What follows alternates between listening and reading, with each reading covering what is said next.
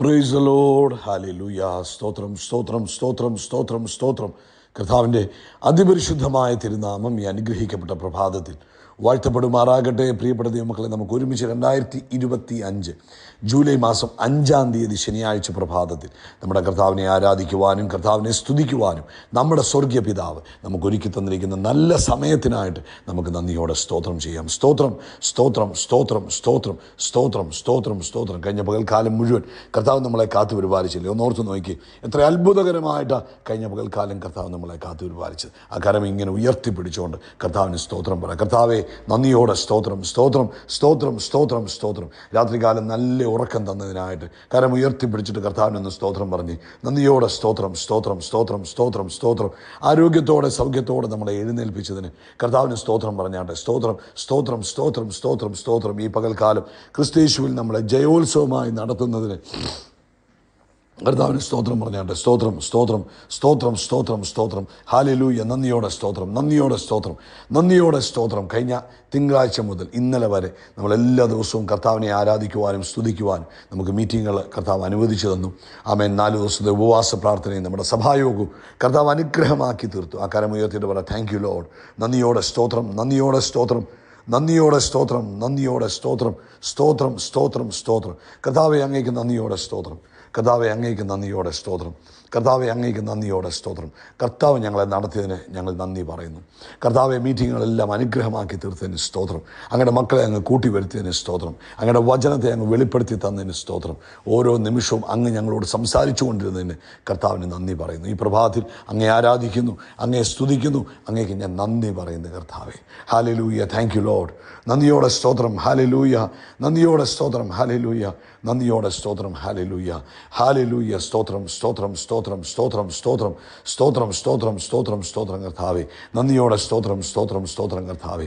അങ്ങ് ചെയ്ത എല്ലാ നന്മകൾക്കും നന്ദി. അങ്ങ് നടത്തിയ എല്ലാ വിധങ്ങൾക്കും നന്ദി. അങ്ങ് പരിപാലിച്ച വിധങ്ങൾക്ക് സ്തോത്രം. കർത്താവിന് സ്തോത്രം. കർത്താവിന് സ്തോത്രം. കർത്താവിന് സ്തോത്രം. ആമേൻ. സങ്കീർത്തനക്കാരൻ ഇങ്ങനെ പറയുന്നത് 140-ാം സങ്കീർത്തനത്തിൻ്റെ 13-ാമത്തെ വാക്യം. അതേ, നീതിമാന്മാർ കർത്താവിൻ്റെ നാമത്തിന് സ്തോത്രം ചെയ്യും, നേരുള്ളവർ കർത്താവിൻ്റെ സന്നിധിയിൽ വസിക്കും. നമുക്ക് ഒരുമിച്ച് പ്രാർത്ഥിക്കാം. പിതാവേ, ഞങ്ങൾ ഈ അനുഗ്രഹിക്കപ്പെട്ട പ്രഭാതത്തിനായിട്ട് സ്തോത്രം ചെയ്യുന്നു. ഞങ്ങൾക്ക് ഒരുമിച്ച് അങ്ങേ സ്തുതിക്കുവാനും ആരാധിക്കുവാനും അങ്ങ് തന്ന അവസരത്തിനായിട്ട് സ്തോത്രം. ഈ പ്രഭാതത്തിൽ ഈ ശബ്ദം കേൾക്കുന്ന എല്ലാവർക്കും വേണ്ടി പ്രാർത്ഥിക്കാം. ലോകവ്യാപകമായി ഇന്ന് ഈ ശബ്ദം കേൾക്കുന്ന എല്ലാ മക്കളെയും യേശു ക്രിസ്തുവിൻ്റെ നാമത്തിൽ ഞങ്ങൾ അനുഗ്രഹിക്കുന്നു. അപ്പോൾ അവരുടെ സകല ആവശ്യങ്ങളിലും യഹോവ ജൈറ, യഹോവ ഈര്, ഞങ്ങളുടെ അവൻ കരുതുന്ന ദൈവത്തിൻ്റെ കരം ഇന്ന് തൻ്റെ മക്കൾക്ക് കാണുവാൻ കർത്താവ് ഇടവരുത്തുന്നതിനായിട്ട് സ്തോത്രം. അപ്പോൾ ഇന്ന ആവശ്യമെന്നില്ല കർത്താവെ. ഇന്ന് നിൻ്റെ കുഞ്ഞുങ്ങൾ ഏത് വിഷയത്തെ ഭാരപ്പെടുന്നു, എന്താണോ അവരുടെ മനസ്സിലെ ഭാരം, വിഷയം, പ്രയാസം, അതിന്മേൽ കർത്താവിൻ്റെ ഒരു ഇടപെടൽ ഉണ്ടാകുവാൻ ഞങ്ങൾ ഒരുമിച്ച് പ്രാർത്ഥിക്കുന്നു. കർത്താവ് അത്ഭുതം ചെയ്യണമേ, കർത്താവിൻ്റെ പ്രവൃത്തി വെളിപ്പെടുത്തണമേ എന്ന് പ്രാർത്ഥിക്കുന്നു. രോഗികൾ യേശു ക്രിസ്തുവിൻ്റെ നാമത്തിൽ സൗഖ്യമാകട്ടെ. ഹല്ലേലൂയ. യഹോവ റാഫ ഞങ്ങളുടെ നടുവിലുണ്ട്. ഞങ്ങളുടെ അപ്പ യഹോവ റാഫയാകുന്നു. അത് ജാതികളോട് തിരിച്ചറിയത്തക്ക വിധത്തിൽ കർത്താവിൻ്റെ സൗഖ്യമാക്കുന്ന കരം കർത്താവെ ഞങ്ങളുടെ പ്രിയപ്പെട്ടവരുടെ മേൽ അപ്പാ ഇന്ന് പകൽക്കാലം യേശുവിൻ്റെ നാമത്തിൽ പ്രവർത്തിക്കുന്നതിനായി സ്തോത്രം. അത് ഇന്ന രോഗമെന്നില്ലപ്പാ, അങ്ങേഎല്ലാ രോഗത്തിനും വൈദ്യന, ഏത് രോഗത്തെയും സൗഖ്യമാക്കാൻ കഴിയും. ഇന്ന് പകൽ യേശുവിൻ്റെ നാമത്തിൽ സകലവിധ രോഗങ്ങളും സൗഖ്യമാകട്ടെ. രോഗബന്ധനങ്ങൾ അഴിയട്ടെ. അത്ഭുതകരമായ സൗഖ്യങ്ങൾ നടക്കട്ടെ. പ്രത്യേകിച്ച് കർത്താവെ, ഇന്ന് ഞങ്ങൾ കുടലിനകത്തുള്ള ചില ബുദ്ധിമുട്ടുകൾക്ക് വേണ്ടി പ്രാർത്ഥിക്കുന്നു. കുടലിനകത്തുള്ള അൾസറുകൾ ഇപ്പോൾ തന്നെ യേശുവിൻ്റെ നാമത്തിൽ സൗഖ്യമാകട്ടെ. കുടലിനകത്തുള്ള ക്യാൻസർ മാതിരിയുള്ള രോഗങ്ങൾ യേശുവിൻ്റെ നാമത്തിൽ സൗഖ്യമാകട്ടെ. കുടലിനകത്തുണ്ടായിരിക്കുന്ന ഇൻഫെക്ഷനുകൾ യേശു ക്രിസ്തുവിൻ്റെ നാമത്തിൽ സൗഖ്യമാകട്ടെ. ആമേൻ. കുടൽ സംബന്ധമായ സകല രോഗങ്ങളും യേശുവിൻ്റെ നാമത്തിൽ സൗഖ്യമായിരിക്കുന്നതിന് സ്തോത്രം.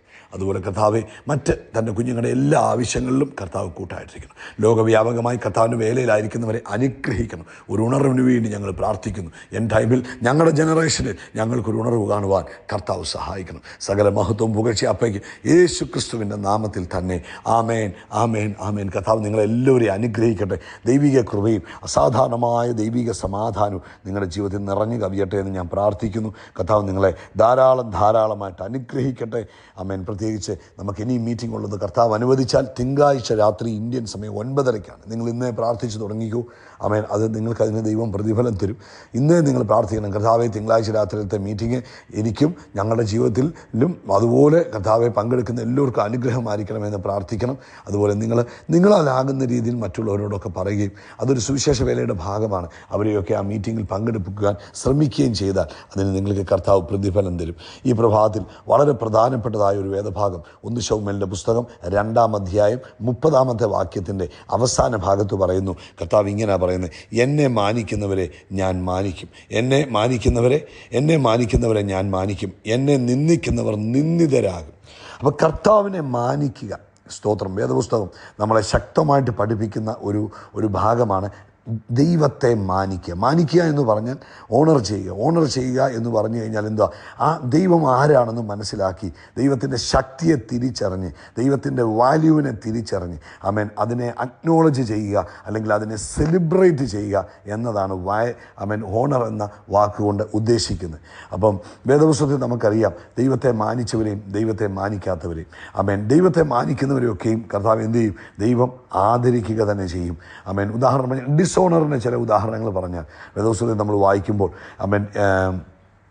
നമ്മുടെ നോഹയുടെ മക്കൾ നോഹ വെള്ളപ്പൊക്കത്തിന് ശേഷം പിന്നീട് വീഞ്ഞു കുടിച്ചു മത്തനായി നഗ്നനായി റൂമിൽ കിടന്നുറങ്ങുവാനിട വന്നു.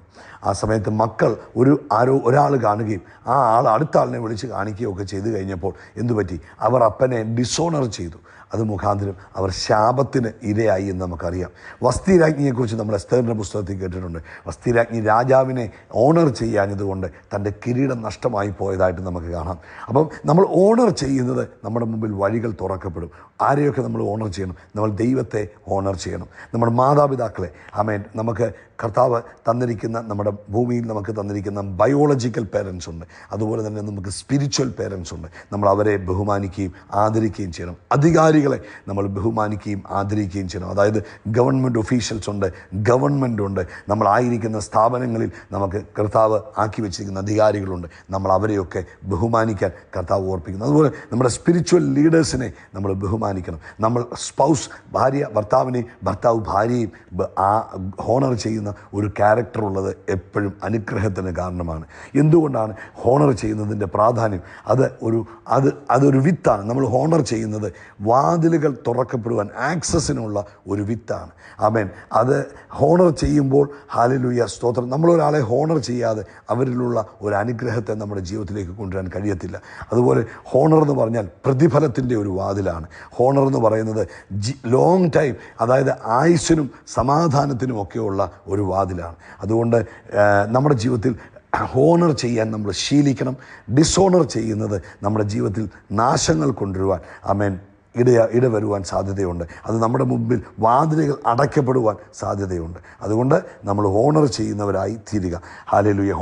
ഡിസോണർ ആണെങ്കിൽ, നമ്മൾ ബഹുമാനിക്കാത്തവരാണെങ്കിൽ എന്ത് പറ്റും? നമ്മുടെ മുമ്പിൽ സ്പിരിച്വൽ വാതിലുകളെ അത് അടയ്ക്കുക ചെയ്യുന്നത്. അത് നമ്മുടെ ജീവിതത്തെ ലിമിറ്റ് ചെയ്യാൻ കാരണമാകും. അത് ദൈവിക ജഡ്ജ്മെൻറ്റിന് കാരണമാകും. നമുക്കറിയാം 1 ശമൂവേലിൻ്റെ പുസ്തകം 2-ാം അധ്യായത്തിൽ ഏലി പുരോഹിതൻ്റെ മക്കൾ ദൈവത്തെ ഡിസോണർ ചെയ്തു. അത് അവരുടെ ജീവിതത്തെ എന്തുപറ്റി? ഒരു സ്വർഗീയമായ ന്യായവിധിക്ക് അവർ ഇടവരുവാൻ കാരണമായി തീർന്നു. അതുകൊണ്ട് ഇന്ന് പ്രഭാതത്തിൽ ദൈവത്തിൻ്റെ മക്കളെ നമ്മൾ മറ്റുള്ളവരെ ബഹുമാനിക്കുന്നവരായിരിക്കണം, അല്ലെങ്കിൽ അവരെ റെസ്പെക്റ്റ് ചെയ്യുകയും ഹോണർ ചെയ്യുകയും ചെയ്യുന്നത്. ഈ ഹോണർ ചെയ്യാന്ന് പറയുമ്പോൾ എങ്ങനെയാണ് നമുക്കൊരാളെ ഹോണർ ചെയ്യാൻ പറ്റുന്നത്? ഒരാളോട് സംസാരിക്കുമ്പോൾ ബഹുമാനത്തോടെ വേണം സംസാരിക്കാൻ. ഏത് മനുഷ്യനായാലും when we speak with respect, ബഹുമാനത്തോടെ സംസാരിക്കുക. 2, അവരെ സെലിബ്രേറ്റ് ചെയ്യുക, പ്രൈവറ്റ്ലിയും പബ്ലിക്കലിയും. ദൈവം നമുക്ക് ഒരാളെ നമ്മൾ ഹോണർ ചെയ്യുമ്പോൾ അവരെ സെലിബ്രേറ്റ് ചെയ്യാൻ തയ്യാറാകണം. പിന്നെ നമ്മൾ അവരുടെ ജീവിതത്തിലേക്ക് എന്തെങ്കിലുമൊക്കെ നന്മകളെ വിതറുവാൻ തയ്യാറാകണം. ഒരുപക്ഷെ ആത്മീയമായി നമ്മളെ സഹായിച്ചവരാകാം, ഭൗതികമായി സഹായിച്ചവരാകാം. ഞാൻ ഇങ്ങനെ ഒരു ഉദാഹരണം പറയും. നിങ്ങൾക്കൊരു ജോലി മേടിച്ച് തരുവാൻ ഒരാൾ നിങ്ങളെ സഹായിച്ചിട്ടുണ്ടെങ്കിൽ നിങ്ങൾക്ക് ശമ്പളം കിട്ടുമ്പോൾ നിങ്ങൾ ആ ആളിനെ ഒന്ന് ഹോണർ ചെയ്യണം. ഒരു ഡിന്നറിന് വിളിച്ചുകൊണ്ട് പോവുക, അല്ലെങ്കിൽ ഒരു നല്ല ഗിഫ്റ്റ് മേടിച്ചു കൊടുക്കുക. അതൊക്കെ ഒരു ഹോണർ ചെയ്യുന്നതിന് തുല്യമാണ്. പിന്നെ ആരെയും ക്രിട്ടിസൈസ് ചെയ്യുവാനും ആരെയും കളിയാക്കുവാനും ഒരിക്കലും പോകരുത്. ദൈവസന്നിധിയിൽ എപ്പോഴും കർത്താവിൻ്റെ ഹോണർ ചെയ്യുമ്പോൾ നമ്മൾ കർത്താവിനെ ഹോണർ ചെയ്യുമ്പോൾ കർത്താവിൻ്റെ കാര്യങ്ങൾ ചന്തമായി ചെയ്യുക, ഉചിതമായി ചെയ്യുക, സമയത്തിന് ചെയ്യുക.